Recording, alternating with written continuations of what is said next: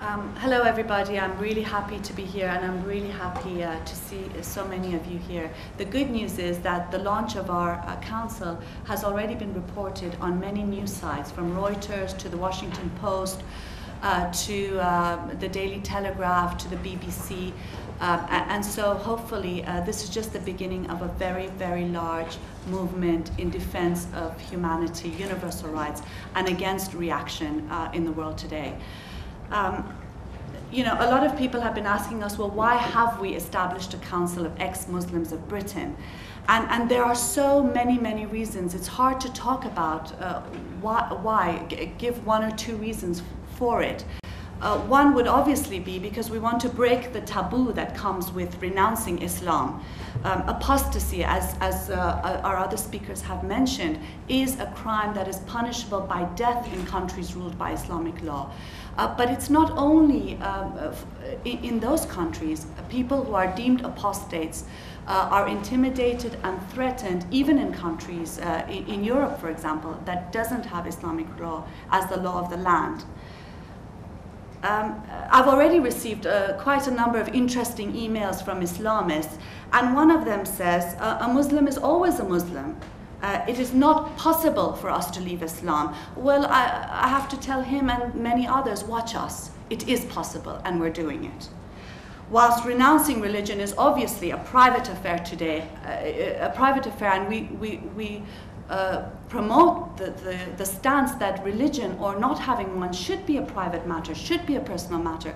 But because today, with the rise of religion's intervention, it isn't, we feel the need to do this renunciation publicly, in front of society, in order to be able to pave the way for the many others who want to leave but are unable to.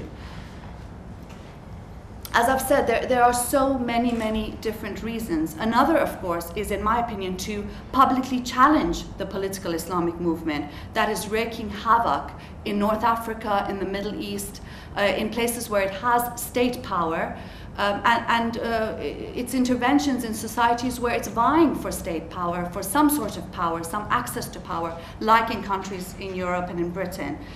I think its track record is very clear for the world. We're not living in another planet. We're not talking about a century that's passed. We're talking about today, and a movement whose track record is so clear for everyone to see. Any degree of control, any degree of power and access that it has in society, to that degree, it makes the lives of women, of men, of children miserable. Don't be mistaken, we are declaring today a political challenge to this movement. Inayat Banglawala, who is a spokesperson for the Muslim Council of Britain, recently said in the Comment is Free site that A.C. Graylin also wrote on, discussing our council, he said, when Khomeini, I quote, delivered his fatwa for Salman Rushdie's death, he was elated. It reminded him that he was part of a truly global and powerful movement. Of course he is. Of course he was. Of course he is. As I've said before, they are all very much part of a right-wing reactionary movement that is global, that is powerful, but so are we. So are we.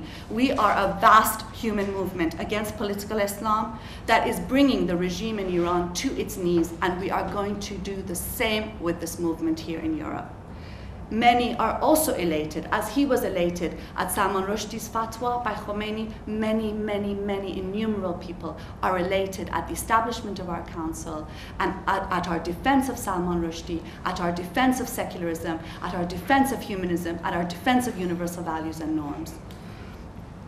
As I've said, so many, many reasons. Another is the fact that this council is insisting that people not be handed over lock, stock and barrel to regressive Islamic organizations like the Muslim Council of Britain, like the Islamic Human Rights Commission, oxymorons in my opinion, and pigeonholed as, quote, Muslims, when there are 1,000 characteristics that can define people or that they define themselves by.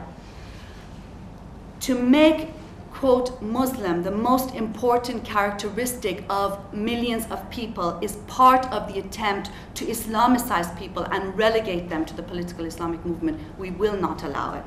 There are so many reasons, as I said, for this council, but the main one for all of us is the human being. In the 21st century, why must people be labeled? Why must they be compartmentalized? Why must they be fragmented and divided into a million categories, beginning with religious and not even ending in human?